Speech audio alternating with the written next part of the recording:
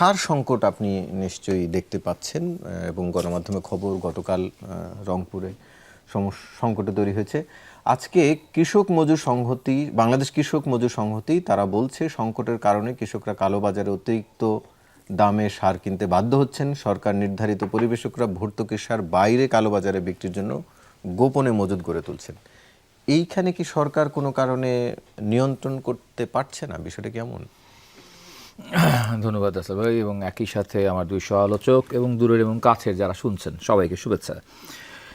সার সংকট তো বিএনপির একটা পুরনো লিগেসি, ঠিক আছে। আপনি যখন সার সংকটের কথা বলছেন তখন আমার একটা পুরনো কথা মনে পড়ছে। একতা এদেশে একজন কৃষিমন্ত্রী ছিলেন আর কি, ঠিক আছে, যাকে আমরা যুদ্ধাপরাধী বলতাম। তিনি কৃষিমন্ত্রী ছিলেন। তিনি যখন কৃষিমন্ত্রী ছিলেন তখন কৃষকরা এই সার সংকটের কারণে যখন বিক্ষোভ করছিল, সেই বিক্ষোভে গুলি করে কৃষকদেরকে মারা হয়েছিল। সেটা সেই 2001 থেকে 2006-এর কোনো একদিনের কথা আর কি। কৃষিমন্ত্রী ছিলেন নিজামী সাহেব আর কি। তো এই সার সংকটটা খুব পুরনো একটা সংকট, বাংলাদেশের সব সরকারই ভোগে। তবে বিএনপি ওই সময় যেমন ভুগেছে ওই আমলে, এই আমলে আবার নতুন করে ভুগছে। এবং এইটা তো আসলে খুব এস্টিমেটেড সমস্যা যে এটা হবে, প্রতি বছর এটা হবে। এটা তো ঠিক ইরান যুদ্ধের মতো একটা স্পেকুলেশনের বাইরে কোনো ঘটনা না, হঠাৎ করে ঘটে যাওয়া কোনো ঘটনা না। কিংবা আপনার যে এখন যে গ্যাস সংকটে আমরা ভুগতেছি, সেই গ্যাস সংকটে ভোগার কারণ ওই এক্সেলারেট কোম্পানির যে ভাসমান টার্মিনাল আছে, ওটাই নাকি একটা সামান্য বৈদ্যুতিক শর্ট সার্কিট হয়েছে। তো এক সামান্য বৈদ্যুতিক শর্ট সার্কিটে পুরো সারা দেশ শর্ট সার্কিটের মতো অবস্থা হয়ে গেছে। দেশের অর্থনীতির 12টা বাজে গেছে, একের পর এক কলকারখানা বন্ধ হয়ে যেতেছে, ঠিক আছে। গ্যাস সংকটের জায়গা নাই।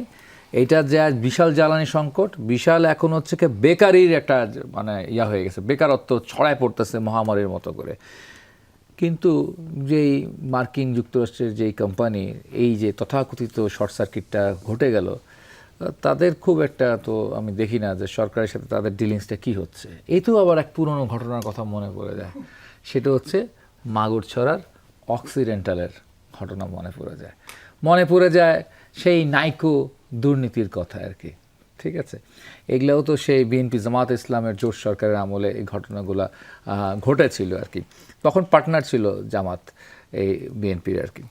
এখন দুজনার দুটি পথ দুদিকে গেছে বেঁকে গেলেও বিএনপিকে তো এই লিগেসিগুলোকে ধারণ করছে। এখন এই জায়গার থেকে বের হয়ে আসতে হবে। বের হয়ে আসতে গেলে একটা বড় সমস্যা কি যে সেখানে রাজা বদল হয়েছে, সরকার বদল হয়েছে, রানী বদল হয়, কিন্তু বদল হয় না তো এখানকার সিস্টেম, ঠিক আছে। সিস্টেম তো আগের জায়গায় রয়ে গেছে, আপনাকে সিস্টেমকে চ্যালেঞ্জ করতে হবে। আপনি এই সিস্টেমকে আসলে কতটা বদল করার চেষ্টা করছেন, সেটা তো শুধু কনস্টিটিউশনাল চেঞ্জের ব্যাপার না যে আমি সংবিধানে একটা আইন বদলাই দিব, সংবিধানে কিছু ধারা বদলাই দিব, সেটাকে সংস্কার বলেন আর সেটাকে সংশোধন বলেন, ব্যাস সব সুন্দর হবে, স্মুথ হবে। বিষয়টা না, বিষয়টা টোটাল সিস্টেমটা আমার গিয়ে শিশির ভাই একটা কথা বলছেন, লুটেরা, ঠিক আছে, লুটপাটের যেটা কমে নাই বা লুটপাটের জায়গাটা অব্যাহত আছে দেশের। এই যে লুটপাটের তন্ত্র আছে, লুটপাট তন্ত্র, এটা আমরা কমিউনিস্টরা প্রায় বলতাম আমরা আওয়ামী লীগের সমালোচনাটা বলতাম বা যে কোনো শাসক দলের সমালোচনায় আমরা বলতাম যে বাংলাদেশে একটা লুটপাট তন্ত্র চলছে। এই লুটপাট তন্ত্র থেকে আপনার বেরিয়ে আসার জন্য খুব সাহসী ভূমিকাটা নেওয়া দরকার। কিছু লিমিটেশন আছে যেগুলো ন্যাচারাল লিমিটেশন, কিছু সমস্যা আছে যেটা আপনার ইচ্ছা নিরপেক্ষ, আপনি ইচ্ছা করে এটাকে ঠেকাইতে পারবেন না। এখন আন্তর্জাতিক যে জ্বালানি সংকট যেটা তৈরি হবে, সেক্ষেত্রে আপনি পারবেন না নিজেকে ঠেকাইতে, কিন্তু আপনি কি পারতেন এই ক্ষেত্রে যে আপনি মধ্যপ্রাচ্যের উপর নির্ভরশীল না হয়ে আপনি প্রাচ্যের দিকে নির্ভরশীল হইতেন। আপনি থাইল্যান্ডের সাথে, আপনি চায়নার সাথে, আপনার আরও অনেক জায়গার সাথে গিয়ে সিঙ্গাপুরের সাথে করে আপনার এলএনজির একটা বিকল্প জায়গাটা আপনি ব্যবস্থা করতে পারেন, বা আপনি রাশিয়া থেকে কম টাকায় তেল কিনতে পারেন। কিন্তু এই সব জায়গায় আপনি আবার একটা জায়গায় নিজেকে জিম্মা রেখে দিয়েছেন, সেটা আমেরিকার কাছে। আমেরিকার কাছে জিম্মাটা রাখার কারণে আপনাকে এখন রাশিয়ার থেকে তেল কিনতে যেমন কি অনুমতি লাগবে, তেমন অনেক জায়গায় চায়নার সাথে ব্যবসা করতে আপনার অনুমতি লাগবে। এখন আর কথাটা এত সহজ না। লুক ইস্ট বললেই বাংলাদেশ এখন কিন্তু পূর্ব দিকে তাকাইতে পারবে না। পূর্ব দিকে তাকাইতে হলে তাকে আগে তাকাইতে হবে আমেরিকার দিকে। কারণ সে তার সাথে একটা চুক্তিতে এখন আবদ্ধ হয়ে আছে। এই চুক্তি তার হাত, তার পা, তার চোখ বেঁধে রাখছে আর কি। তো এই চুক্তি থেকে যতক্ষণ সে বেরোতে পারছে না, ততক্ষণ সে পৃথিবীর বিভিন্ন দেশের সাথে শুধুমাত্র MOU বা মেমোরেন্ডাম অফ আন্ডারস্ট্যান্ডিং তৈরি করবে, কিন্তু কোনো প্রবলেম সলভ করতে তার পারবে থেকে না। আমদানি চুক্তি মানেই কি তার কাছে জিম্মি হয়ে যাওয়া? আপনি যদি ভালো করে আমরা দেখি, এখন ওটা তো আমরা মেনটেন করতেছি, ওটা তো আমি অস্বীকার করতে পারছি না। আমরা তো সাহস করে মালয়েশিয়ার মতো ওটাকে রিফিউজ করতে পারছি না, ঠিক আছে? ওটা তো আমরা ব্রাজিলের মতো আমরা তো IMF-কে খোদাফেজ টাটা বাই বাই দিতে পারতেছি না লুলা ডি সিলভার মতো, ঠিক আছে? আমরা তো সব কিছুই হচ্ছে সবার সাথেই আসলে কম্প্রোমাইজ করতেছি। আমরা ডাইনো কম্প্রোমাইজ করি, আমরা বায়ো কম্প্রোমাইজ করি, আমরা অতীতে ভারতের সাথে করছি, আবার ভবিষ্যতেও ভারতের সাথে কম্প্রোমাইজ করব, আমেরিকার সাথে কম্প্রোমাইজ শুরু করছি, এরকম কম্প্রোমাইজ আর কম্প্রোমাইজের উপর চলতেছে। বিনিময়টা হচ্ছে আমার দেশের স্বার্থ, আমার দেশের স্বার্থটা হচ্ছে গিয়ে জলাঞ্জলি আমরা দিচ্ছি।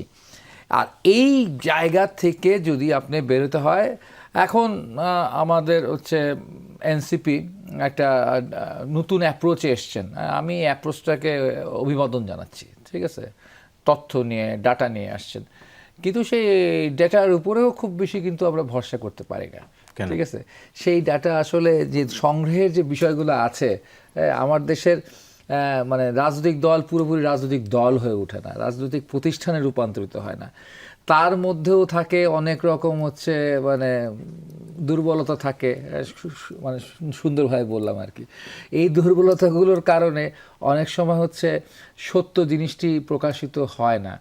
আমার আগেই টার্গেট থাকে যে আমি বিএনপিকে বা আমি সরকারকে কতগুলো তকমা দেব। আমি এই তকমা যদি দিতে চাই, তকমা দিতে হলে আমাকে কি কি ডাটা দরকার, বিরোধী দল আমি হিসেবে তখন সেইটাই সরকারের ডাটা সমালোচনা সাজাবো। করবে, এটাই তো স্বাভাবিক। না, সমালোচনা করার ক্ষেত্রে এখানে একটা বিষয় আছে। সমালোচনা তো অবশ্যই করবে, না বিরোধী দলই না। তার একটা অন্যতম দায় হচ্ছে তার ভুলগুলো ধরায় দেওয়া। আমার দায় কি? আমার দায় হচ্ছে ভুলগুলো ধরায় দেওয়া, আমার দায় হচ্ছে এর বিরুদ্ধে লড়াই করা। আমিও বিরোধী দল, আমার তো দায় হচ্ছে একে ধরা দেয়। কিন্তু সেই ক্ষেত্রে আমাকে যেটা করতে হয়, আমার সেই ক্ষেত্রে হচ্ছে জনগণের প্রকৃত সমস্যাটাকে মানে অনুভব করতে হয় এবং সমস্যার প্রকৃত কারণকে অনুভব করতে হবে। জি, সমস্যার প্রকৃত কারণ মানে কিন্তু শুধুমাত্র মানে এই 8 মাস 6 মাসে ঘটে যাওয়া ঘটনার প্রতিক্রিয়া না, এটা তো দীর্ঘমেয়াদী। আপনাকে সিস্টেমের বিরুদ্ধে কথা বলতে হবে, আপনাকে আমেরিকার বিরুদ্ধে কথা বলতে হবে, ঠিক আছে? আপনাকে আপনি অর্থনৈতিক কি বলছেন NCP আমেরিকার বিরুদ্ধে বলছে না, বিষয়টা এরকম? আমি তো দেখি না। আচ্ছা।